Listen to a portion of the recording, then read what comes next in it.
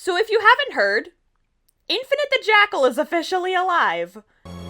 He's back! Alright, so this is a very impromptu, spur-of-the-moment video triggered by me thinking way too much about what has transpired since, well, at the time I'm starting the script, what has transpired since yesterday. So let's back up a bit and discuss some important context.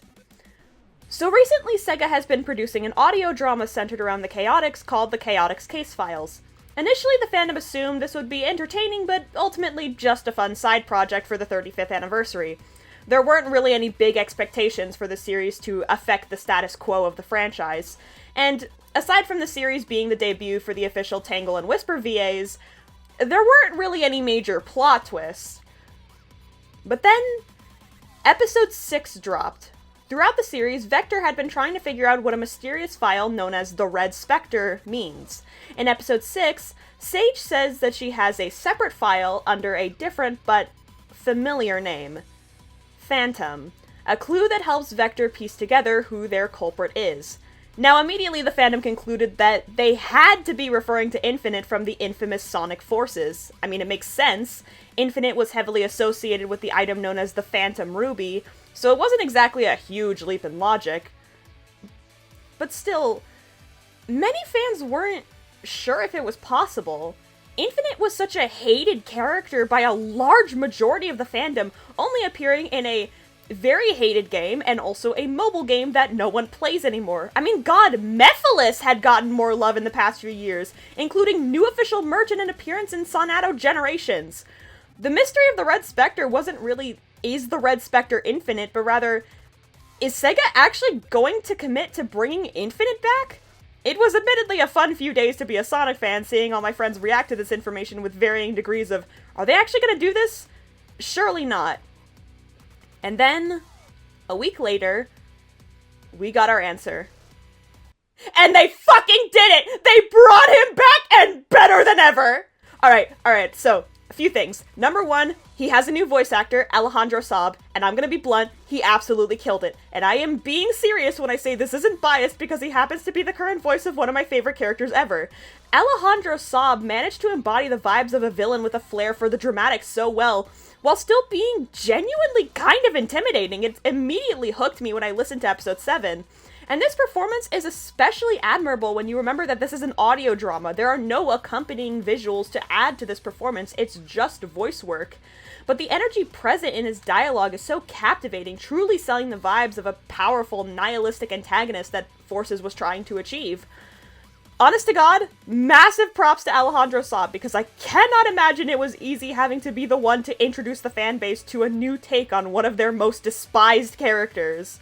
Number 2, while the general basis of Infinite's character seems to be intact, such as the fact he was a mercenary before working with Eggman, this portrayal feels different. In a good way, of course. I mean, people often mocked Infinite for constantly proclaiming he wasn't weak and being melodramatic when he got defeated by Shadow one time.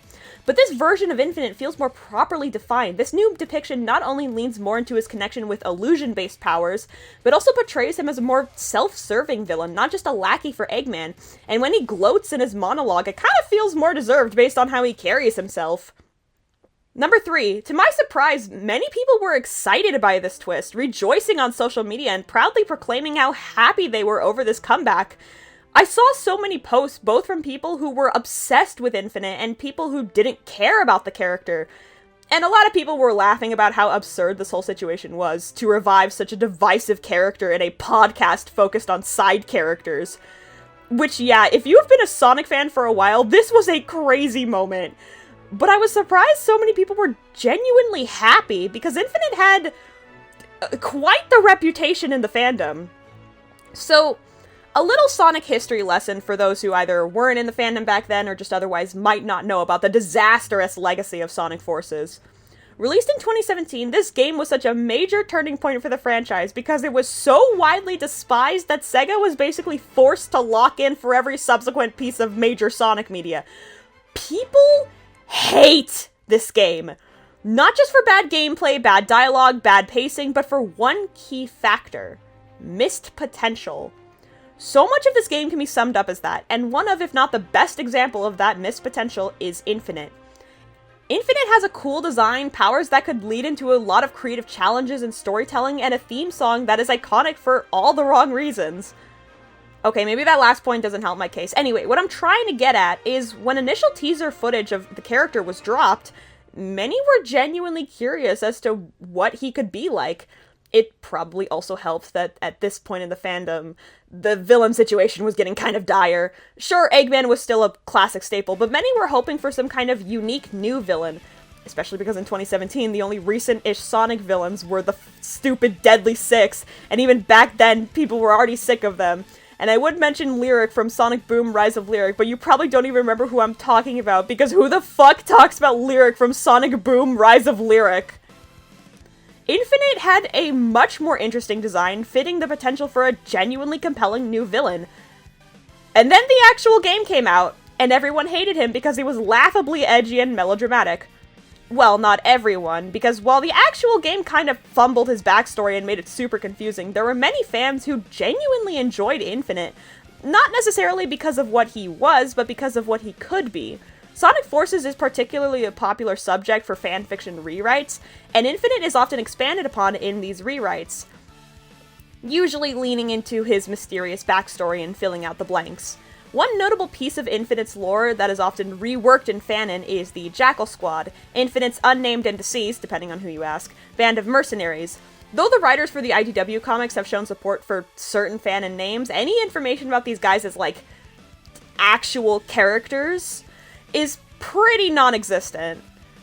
And if we have learned anything from fandoms is that they will take any opportunity to apply lore to characters with no lore. There are countless AUs and fan-made depictions of these background characters, each one I find so unique and interesting to analyze.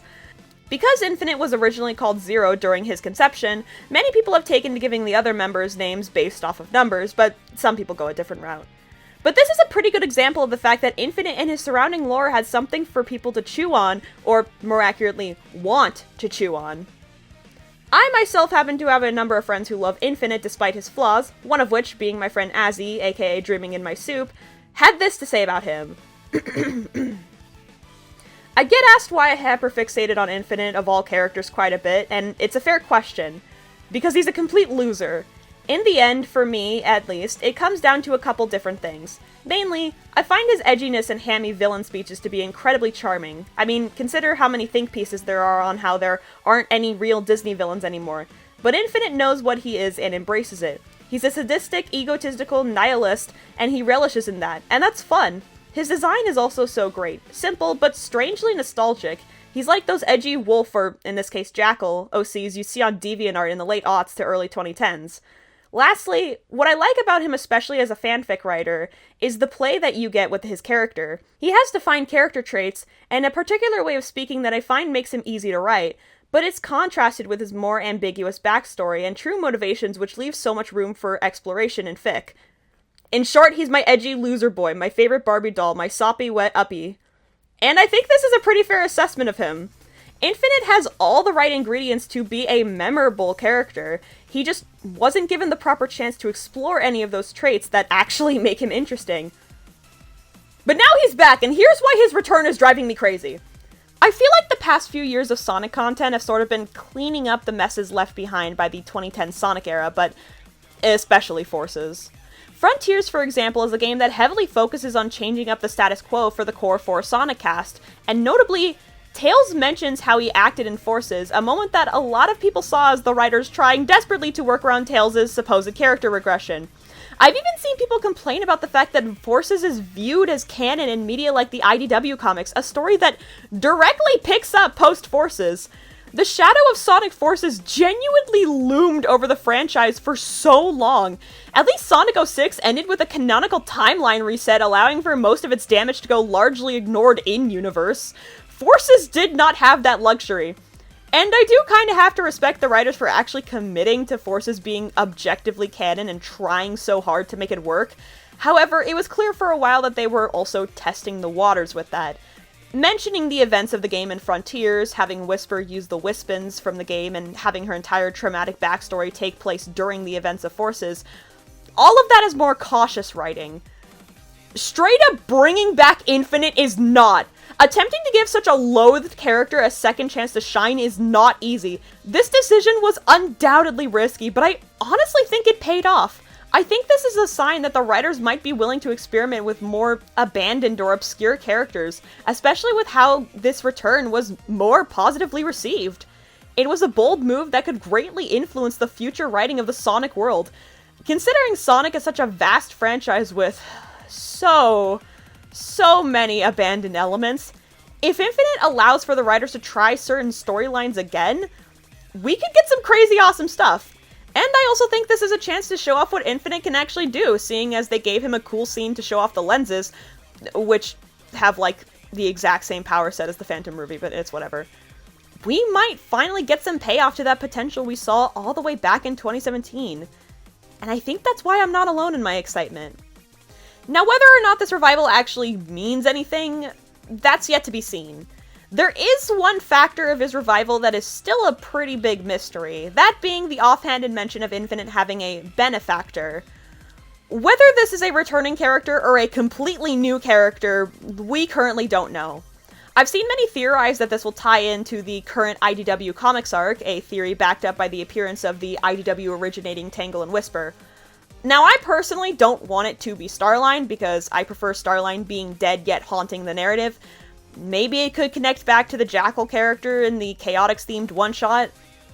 Who knows?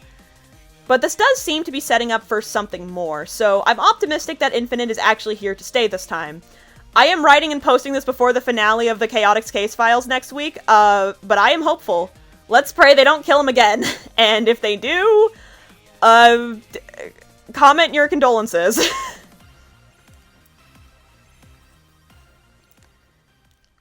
Hey, thanks for sticking around if you made it this far. If you like this video, think about liking, commenting, subscribing, you know, all those YouTuber things they ask the viewers to do. And, you know, you could also check out some other videos on my channel. I also have a Ko-fi if you would like to help me out more directly to keep my channel running. I probably should have started saying this stuff a little bit earlier in my life as a YouTuber, but better late than never. Anyway, that's all. Thanks for watching, and remember, fun is infinite!